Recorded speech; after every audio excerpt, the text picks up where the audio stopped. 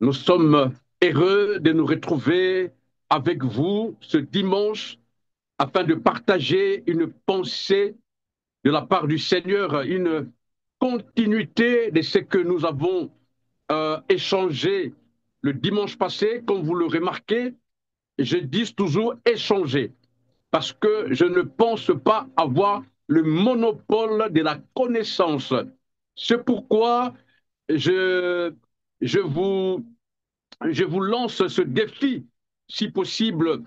Prenez le temps de méditer le message que nous vous apportons, de réfléchir à propos et de nous écrire, de témoigner ou de poser des questions par rapport au conseil divin que nous vous amenons dimanche après dimanche sur ce canal qui est le vôtre, cœur à cœur. N'est-ce pas? J'aime toujours dire échanger. Nous échangeons. La seule différence, c'est que je suis de l'autre côté de nos caméramens. Alors, nous avons échangé dimanche passé par rapport à notre état d'âme, état d'esprit. Nous avons insisté sur le fait que chacun de nous devons nous décider de nous détourner de nos mauvaises voies. Nous détourner de nos mauvaises voies. Comme le dit ce mot, nous détourner, c'est-à-dire aller dans le sens contraire. Et même pour d'autres, revenir dans le sens contraire parce que vous y étiez. Selon que la Bible dit, vous couriez bien. Qui vous a arrêté? Vous couriez bien, c'est-à-dire vous étiez dans la bonne voie. Mais qui vous a arrêté? Une question que la Bible nous a posée depuis et que à chacun de nous, dans sa vie euh, personnelle, de décider.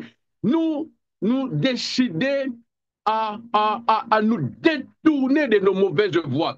Nous étions dans le livre de 2 Chroniques, un petit rappel, au chapitre 2, nous avons lu le verset, au chapitre 7 plutôt, nous avons lu le verset 14 et 15, et il est dit, si, c'est comme ça que commence le verset 14, si mon peuple sur qui est invoqué mon nom s'humilie, prie et cherche ma face, alors la suite dit, et si il se détourne de ses mauvaises voies, oh my goodness.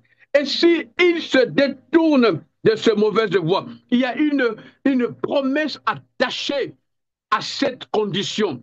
Je l'ai toujours dit, je le disais même il n'y a pas longtemps, Dieu nous aime d'un amour inconditionnellement conditionné. Dieu nous aime d'un amour inconditionnellement conditionné. Il dit, si quelqu'un m'honore, je vais l'honorer. Donc Dieu n'honore pas seulement comme ça. Si quelqu'un m'honore, je veux l'honorer. Si quelqu'un m'obéit, je veux le bénir. Si c'est une condition sine qua non. Alléluia. De ceux qui pensent que effectivement la décision est la chose que nous avons à avoir tous dans ce temps dit temps de la fin. La seule décision, c'est de nous conformer. Quelqu'un peut dire avec moi nous conformer. C'est de nous conformer à ce que chacun fasse exactement ce que Dieu nous a dit de faire. C'est ça, être sérieux. Et j'ai entendu beaucoup de pasteurs commencer à comprendre ce message. Ça m'a pris du temps, mais petit à petit, il y en a qui commencent à comprendre que être sérieux est un atout majeur pour vivre le surnaturel sur la terre. Je vais continuer un peu dans cette pensée, mais laissez-moi vous inviter à lire un passage, toujours dans 2 Chroniques, n'est-ce pas? 2 Chroniques, pour ceux qui ont leur Bible ouverte. Sinon, nos amis de la régie vont nous aider. Nous allons dans 2 Chroniques, comme nous y étions le dimanche passé,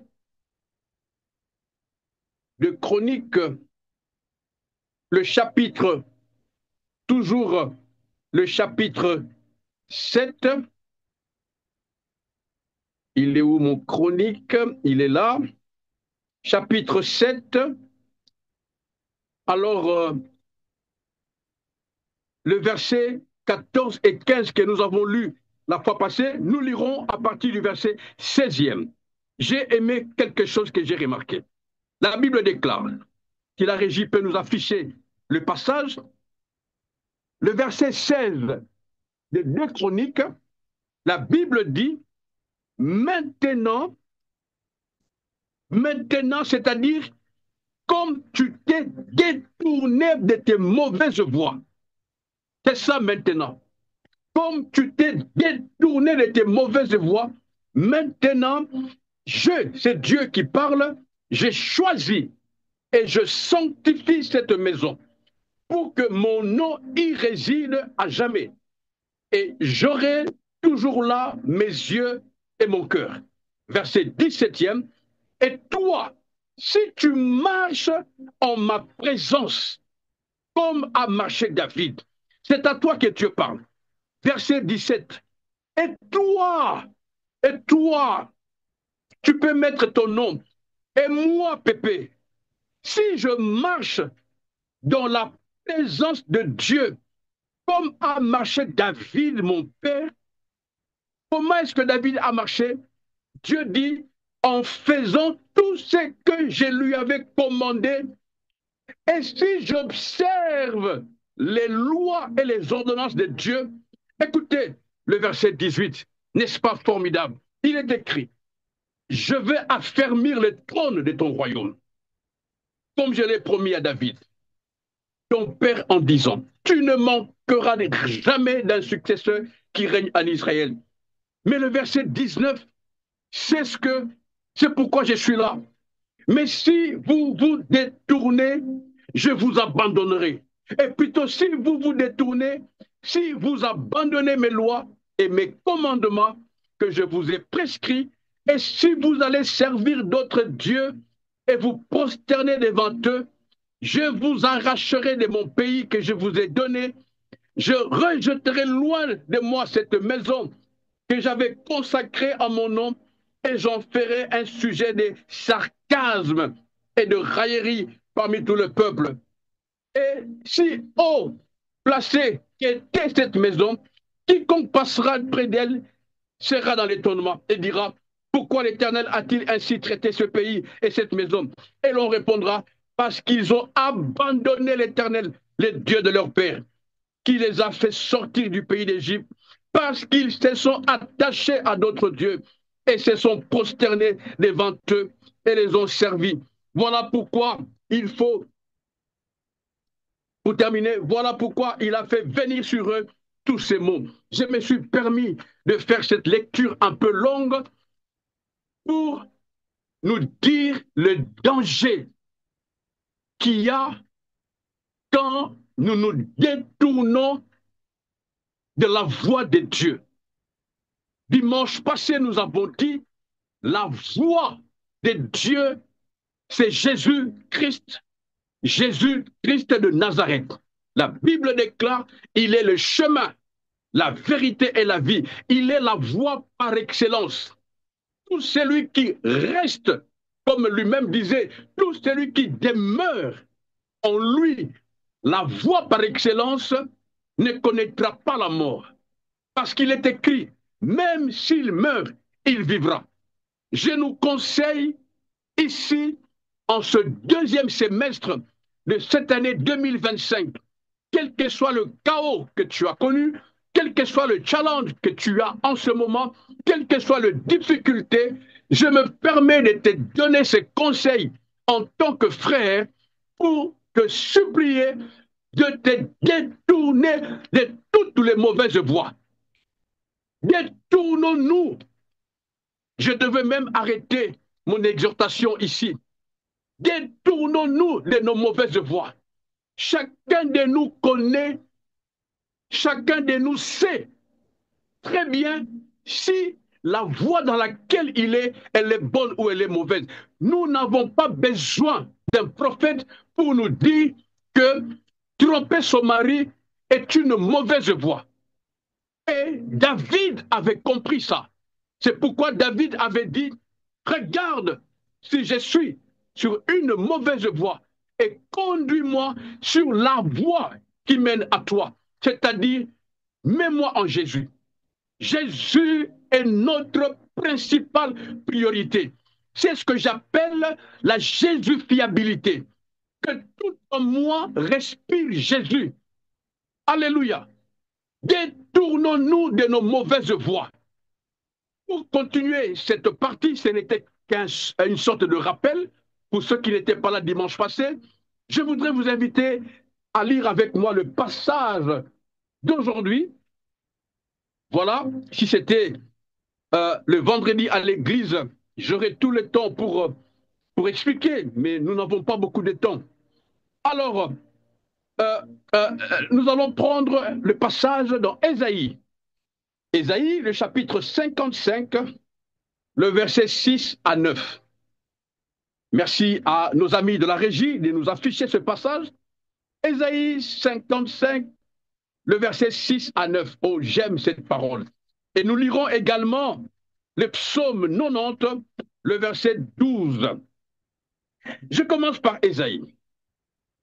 Cherchez l'Éternel pendant qu'il se trouve. Invoquez-le tandis qu'il est prêt. Alléluia. Je répète.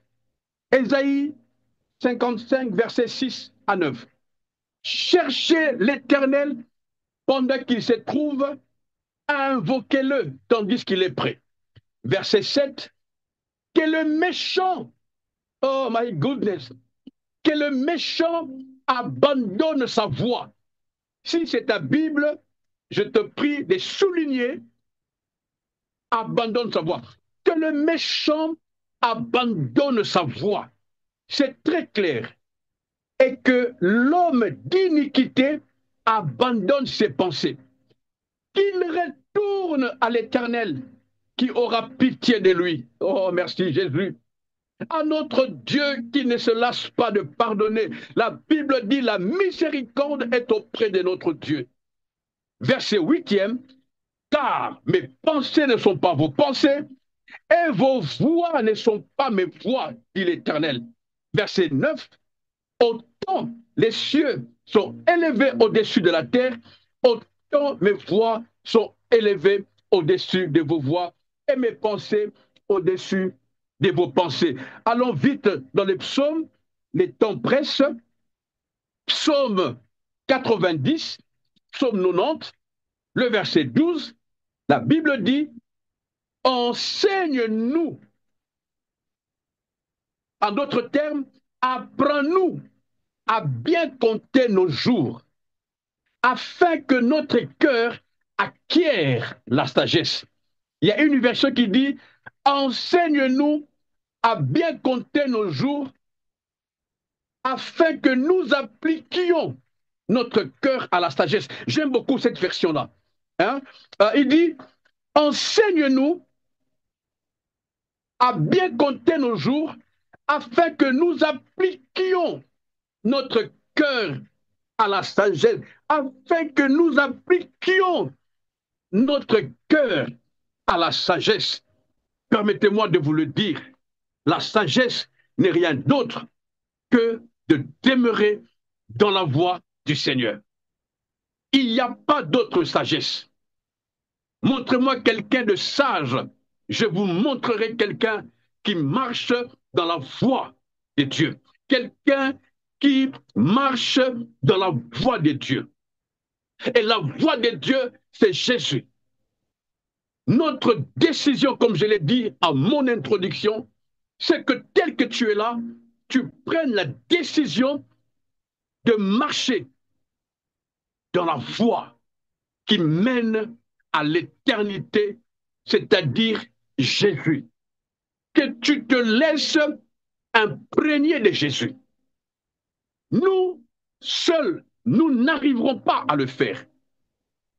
Ici, À ce moment, l'époque dans laquelle nous vivons et notre époque est bénie. Pourquoi? Parce que nous sommes dans l'atmosphère pentecôtiste. Quelqu'un me comprend? Nous sommes dans l'atmosphère pentecôtiste. Le Saint-Esprit est venu. Il s'est posé sur chacun de nous en forme d'une langue semblable à une langue de feu, comme dit la Bible. Le Saint-Esprit en nous nous permet de vivre et de produire le surnaturel. Parce que la seule façon de rester ferme, comme la Bible nous le recommande, c'est d'avoir le Saint-Esprit. Sans le Saint-Esprit, il est difficile, il est impossible de tenir ferme dans la voie. La Bible déclare, les sentiers qui mènent à la justice étaient trois. Mais les sentiers qui mènent à la mort, je paraphrase, est un sentier large, spacieux. Mais beaucoup ne veulent pas du sentier de la justice parce qu'il est étroit, étouffant et préfèrent les sentiers qui mènent à la mort parce qu'il est large, spacieux, avec des semblants de grâce. Notre priorité, en tout cas ma prière à moi, c'est que moi, ma femme et mes enfants, mes petits-enfants, nous ayons cette capacité de nous décider, quoi qu'il arrive, comme on dit, qu'il pleuve, qu'il neige, qu'il vente, que nous restions dans la voie qui mène à Jésus.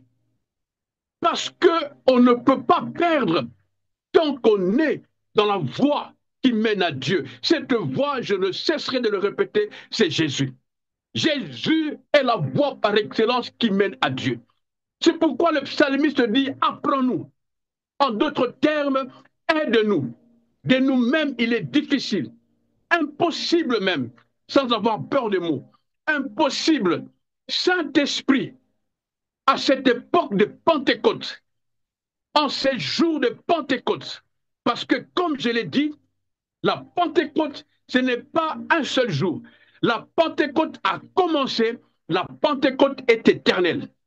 La seule personne qui empêche l'œuvre de la Pentecôte, c'est toi. Quand tu te décides de te détourner de la voie qui mène à Dieu. Mais tant que nous nous décidons, bon gré mal gré, quel que soit le challenge, quel que soit le géant qui sont devant nous, mais quand nous nous décidons de rester fermes dans cette voie, la puissance pentecôtiste nous rendra capables d'affronter les géants, d'aplanir les montagnes, d'ordonner aux montagnes de se déplacer, de couper les têtes de tous les géants, de proclamer. La proclamation, la vraie, elle est puissante quand elle est sous l'onction du Saint-Esprit, c'est-à-dire quand nous sommes dirigés par le Saint-Esprit. Parce que sans le Saint-Esprit, nos paroles sont des cymbales qui retentissent. Sans le Saint-Esprit, nos paroles sont malheureusement de bruit, d'un tonneau vide. Mais avec l'œuvre du Saint-Esprit en nous, avec la puissance du Saint-Esprit, les paroles qui sortent de notre bouche ont de l'effet, produisent les surnaturels. Quand nous déclarons des choses, elles s'accomplissent.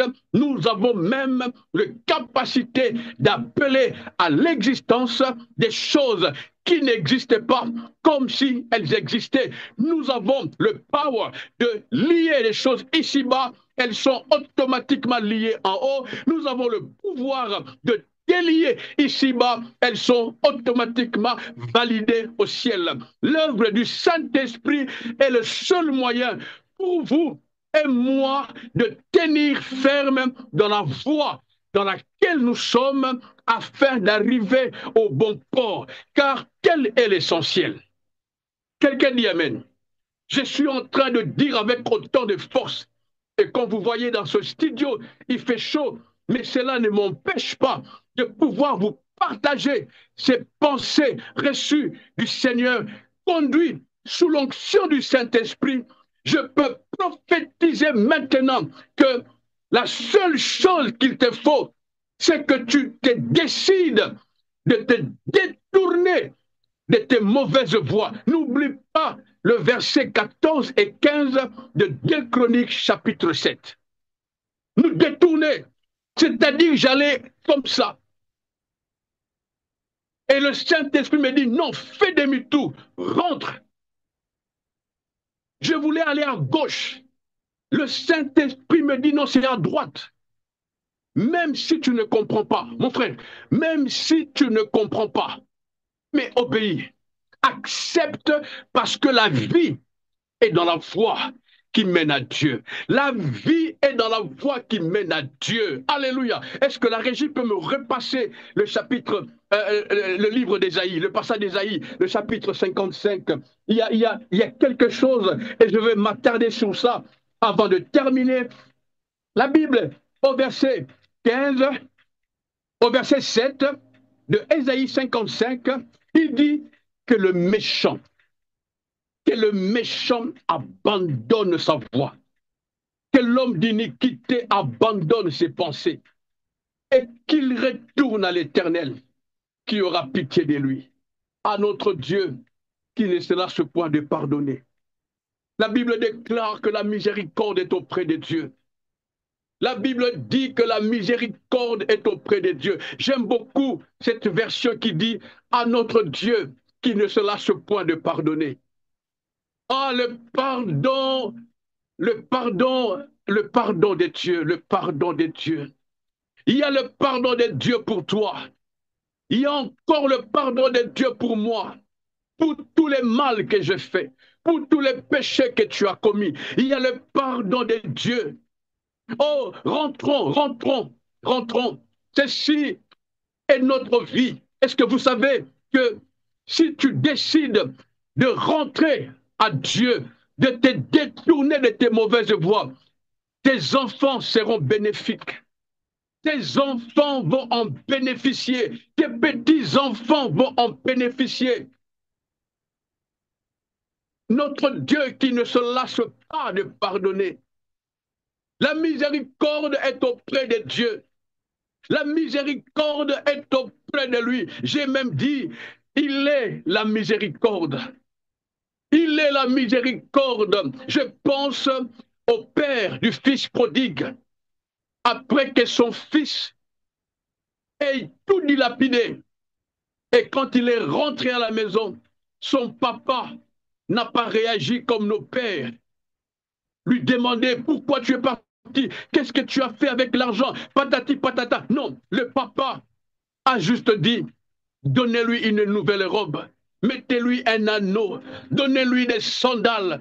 Or, il a organisé une fête, il a tué un veau gras en l'honneur de cet enfant, comme lui-même a dit, qui était mort et qui est revenu à la vie. En d'autres termes, quand nous persistons de rester dans la mauvaise voie, nous sommes en train de mourir à petit feu. Détournons-nous de nos mauvaises voies. Arrête de jalouser les gens. Tu finiras mal. Arrête de critiquer les autres. Tu finiras mal. Arrête de voler. Tu finiras mal. Arrête de mentir. Tu finiras mal. Que cela soit écrit ou pas dans la Bible, arrête de boire l'alcool.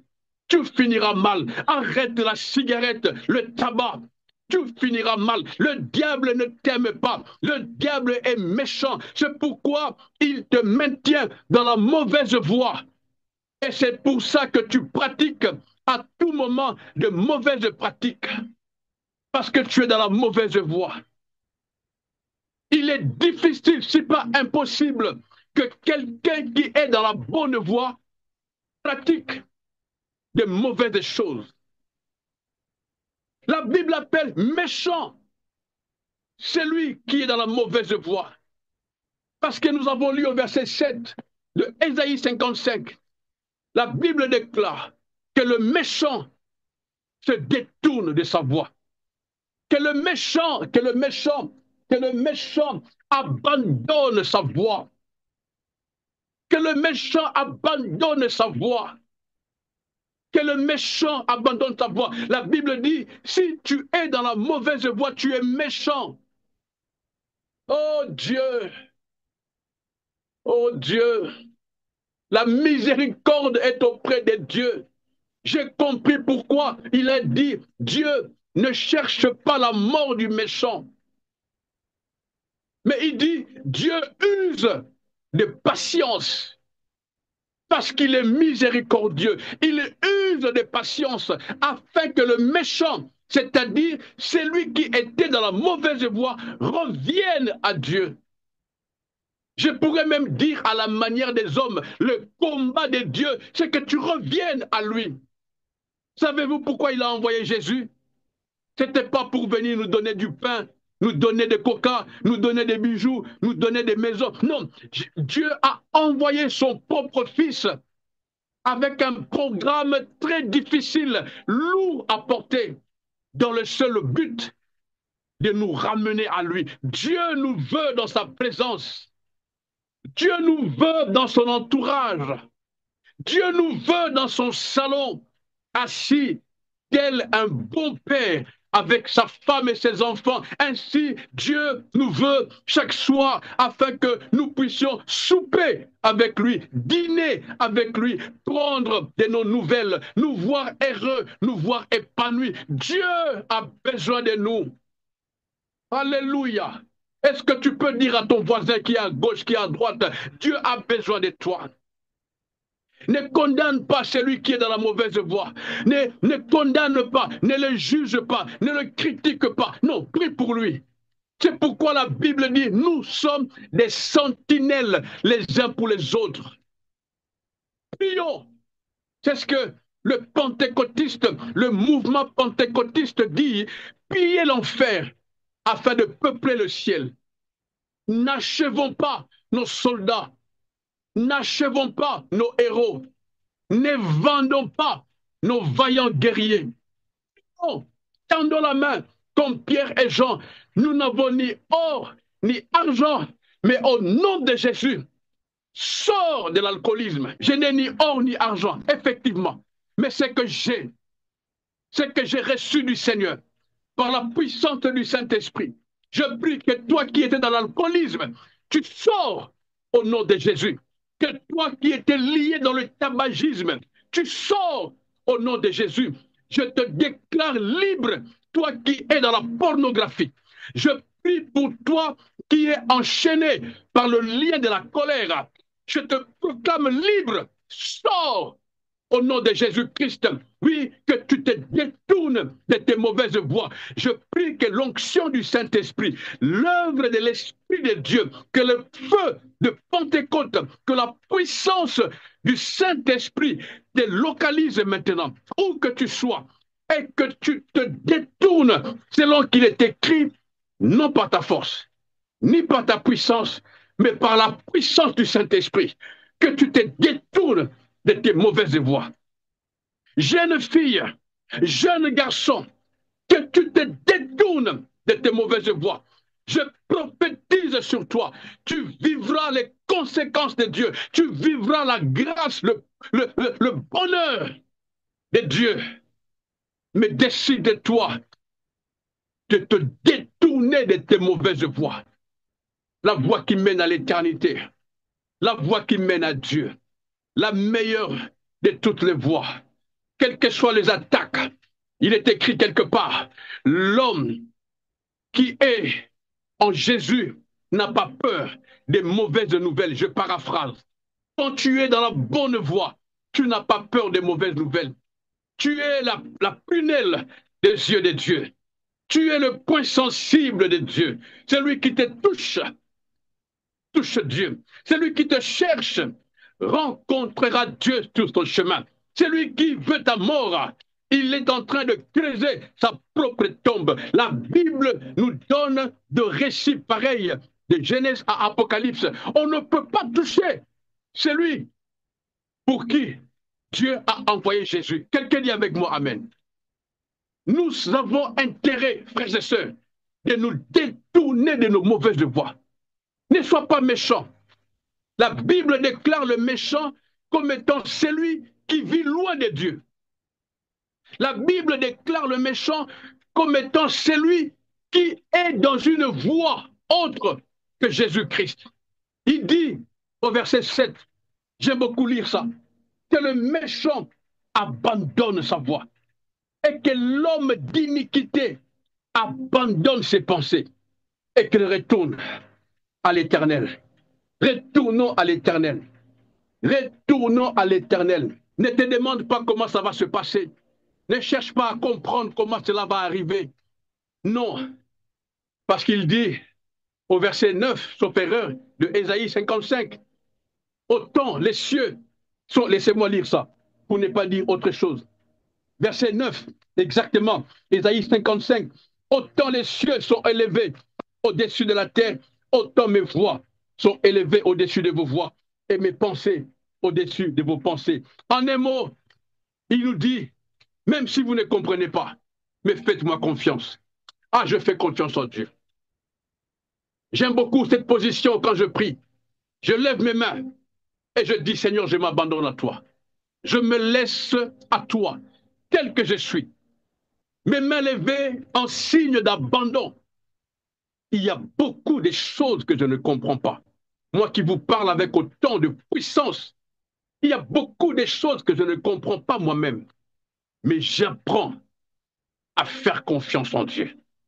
J'apprends à faire confiance en Dieu. J'ai fait une petite méditation de tous ceux qui nous ont précédés, selon que la Bible nous fait de récits. Ils ont marqué leur époque, ils ont vécu les surnaturels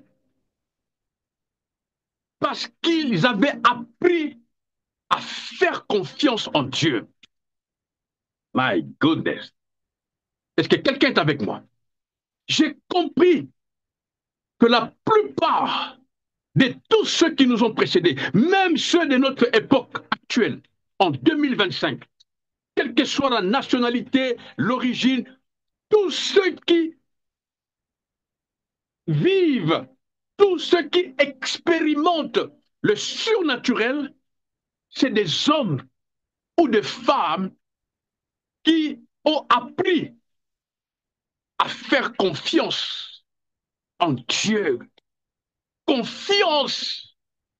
Toute relation solide a pour base, pour fondement, la confiance.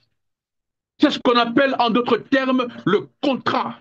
C'est pourquoi en cette année 2025, nous autres de cette plateforme Cœur à Cœur, nous avons, comment dirais-je, nous nous sommes alignés.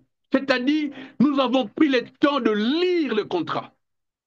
On ne peut pas signer un contrat avec quelqu'un en qui on n'a pas confiance. La confiance est le premier point, si pas le seul, qui permettra ou qui donnera, qui assure la longévité d'une relation. D'une relation. Beaucoup de ceux qui sont morts aujourd'hui, la plupart s'étaient détournés du plan de Dieu parce qu'ils n'avaient plus confiance. Le diable dira, Dieu a-t-il réellement dit? Le diable viendra attaquer Jésus. Jette-toi. Fais ceci. Si Jésus n'avait pas confiance, il aurait raté la mission. Jésus est allé jusqu'au bout parce qu'il lui avait été promis un nom. Sauf erreur de ma part, la Bible dit, il lui a été donné un nom puissant après la mission. Le nom devant lequel tout genou fléchit après la mission. Le nom devant lequel toute langue confesse que Jésus est Seigneur. Et il a eu le pouvoir, la grâce d'être assis. On l'a fait asseoir par Dieu lui-même à la droite de Dieu, après la mission. C'est les conséquences de la confiance qu'on a en notre Dieu. Est-ce que quelqu'un peut acclamer le Seigneur? Maya Rebose Kantarabo Sinta. Merci Jésus, merci. Écoutez, je vais petit à petit avec nous dans cette série d'enseignements, d'exhortation, quel que soit le mot que vous allez mettre. Euh, je ne veux pas donner beaucoup d'informations parce que, voyez-vous, vous et moi, nous sommes pareils, nous apprenons. J'ai le temps, vous voyez, j'ai ma Bible, j'ai mes notes que je réfléchis. Oui, effectivement, j'ai mes notes que je prends le temps de méditer avec le Saint-Esprit. Il m'enseigne, il me donne un verset, il me conduit dans la parole de Dieu. Tout ce que j'ai dit est dans la Bible. Amen. Alors, nous avons échangé. Comme je l'ai dit à mon introduction, prenez le temps de méditer. Prenez le temps de méditer, de réfléchir. La vie est simple, elle est meilleure avec Dieu. La Bible déclare le bonheur et la grâce nous accompagneront. Mais à une condition, quand nous nous détournerons de nos mauvaises voies. Ne me demande pas qu'est-ce que c'est qu'une mauvaise voie. Je te dis, tu n'as pas besoin des prophètes. Moi-même, j'étais dans de mauvaises voies. Je n'ai pas eu besoin des prophètes. J'ai eu besoin de la parole. La parole, le 10 commandements qui m'ont dit, ça c'est pas bien, ça c'est mauvais, ça c'est un péché, ça c'est pas bien. Abandonne. C'est ce que dit le verset 7 de Ésaïe 55, que le méchant abandonne. Vous savez, abandonner est différent de laisser. Beaucoup laissent. C'est pourquoi ils ont facile à reprendre. C'est ce qu'on appelle de récidive. Amen. Alléluia. Beaucoup laissent l'alcool. C'est pourquoi après 2, 3 mois, ils reprennent. Mais quand tu abandonnes, c'est comme, si je peux me permettre de le dire, pour nous autres Africains, nous avons quelque chose qu'on dit souvent. Euh, euh, Oublie-moi, c'est un exemple, hein, oublie-moi comme tu as oublié le sein de ta mère. Nous autres n'avons pas vécu, n'avons pas grandi avec des biberons. Nous autres, hein, avec nos mamans africains, ils te mettent quelque part là, et puis boum, voilà. Mais maintenant là, même si ma mère que j'aime plus que tout au monde était vivante, je n'irai plus aller, comment on dit en français, m'allaiter. Impossible. Impossible. Hey. Mais nous avons grandi avec ça. Hein, nous avons grandi avec ça. Et donc, je disais par rapport à, je peux appeler ça cet adage africain, oublie-moi, hein, tu te disputes avec quelqu'un et te dit, oublie-moi comme tu as oublié le sein maternel. Voilà, donc abandonner, c'est oublier pour ne plus reprendre. Abandonner, c'est fini, c'est effacé de ma tête. Ça, c'est abandonner. Et c'est pourquoi j'ai aimé la partie où il dit que le méchant abandonne sa voix. Abandonne sa voix. Que l'homme d'iniquité, je vais en parler dimanche prochain, abandonne également ses pensées. Parce que tout commence par les pensées. Voilà. Que le Seigneur vous bénisse. Je vous remercie pour ces moments passés ensemble. J'attends vos remarques, vos questions, vos témoignages par rapport à ceux qui se sont détournés de leur mauvaise voie et qui vivent les surnaturels. Parce que les surnaturels est automatique accordé à quiconque se détourne de ces mauvaises voies. Et je sais de quoi je parle. Tu prends la décision. Ce n'est pas dans la tête. La décision, c'est dans les cœurs. Tu prends la ferme décision. Je me détourne des mauvaises voies, de mes mauvaises voies. Et cela est suivi des actes concrets. J'abandonne ça, j'abandonne ça, j'abandonne le mensonge parce qu'il y en a qui mentent comme ils respirent. J'abandonne la prostitution, j'abandonne les images obscènes parce qu'il y en a qui, devant la télévision, un couple s'embrasse dans un film, il est à l'aise, et ils regardent, et même d'autres regardent avec leurs enfants. Non, ces choses, ce sont des portes que nous ouvrons. Alors, abandonnons ces choses. Abandonnons, abandonnons, abandonnons, abandonnons au nom de Jésus-Christ de Nazareth. Et nous connaîtrons le bonheur. Nous connaîtrons, nous allons expérimenter les surnaturels que Dieu a dit que tous ceux qui sont attachés à lui, pas à d'autres dieux, il aura ses yeux ouverts sur ta maison. Est-ce que quelqu'un peut imaginer les dieux vivants avoir ses yeux ouverts sur ta maison? Et il dit même, mais mes oreilles seront attentives. C'est-à-dire, attentif, c'est ça, c'est comme ça, c'est ça, attentif. Tu parles, j'entends, mais tellement je veux te donner une réponse positive, c'est ça, attentive, attentive. Alors, que Dieu vous bénisse, n'est-ce pas? Je nous donne rendez-vous dimanche prochain à la même heure sur la même plateforme Cœur à Cœur, 15 heures pour ceux des États-Unis, de Montréal, et 21 heures pour nous autres ici en Afrique, en Europe, un peu partout. Voilà, nous restons connectés sur Cœur à Cœur et nous bénissons les Seigneurs pour le travail qui est fait. Nous bénissons le responsable, leur famille, leurs enfants, et nous bénissons ce ministère dans le seul but de pouvoir apporter un encouragement, une parole, une pensée à tous ceux qui veulent abandonner. N'abandonnons pas notre assurance. L'avenir, c'est Jésus. L'avenir, c'est Jésus. L'avenir, c'est Jésus.